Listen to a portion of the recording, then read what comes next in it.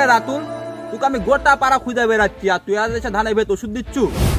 আচ্ছা যাই হোক, এত ওষুধ দিয়ে তুই কতক্ষণ সময় লাগবি? বেশি দেরি করিস না, আমার সাথে একবার তুই যাওয়া লাগবি। ভাই জমি তো অনেকখানি, ওষুধ দিতে অনেক সময় লাগবে। আর তার উপর আব্বা অসুস্থ, হাতের পরিস্থিতিও খুবই খারাপ। খুব টানাটানির মধ্যে দিয়ে দিনকাল যাচ্ছে। তুই কোন জায়গায় যেতে চাচ্ছ তোরা কর? ওই একটু রেস্টুরেন্টে গেলাম নি রে, বাবা কিনে একটা গাড়ি ছিলাম, তো বাপ গাড়ি কিনে দিবি না করতে হয়তো অবশ্যই একটা গাড়ি কিনে দিছে, তো তার জন্য তোর একটা ট্রিপ দিলাম নি। ভাই গাড়ি কিনে দিছে?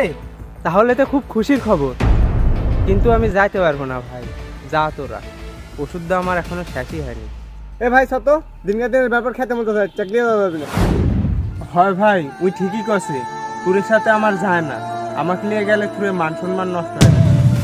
তুই একটা কথা কলু, তুই তো কাজই করিচ্ছু আর কোনো কাজ তো শুরু না, আর তার থেকে বড় কথা তুই আমার খারাপ সময় সবসময় আমার পাশে আসলু, আর আজকে একটা ভালো দিন তুই আমার পাশে থাকবো না। আর শুভ শুন, এসব খ্যাত বা গরিব এসব কিছু না, দিন শেষে কিন্তু তুই তো আমার বন্ধু, তাই এমন কোনো কথা বলছি না যে কেউ মনে কষ্ট পা। আসলে ভাই কথাটা কো আমার ঠিক হয়নি। আচ্ছা তুই ওষুধ মশুধ দিয়ে শেষ কর, আমরা বাগানে বসে আসি।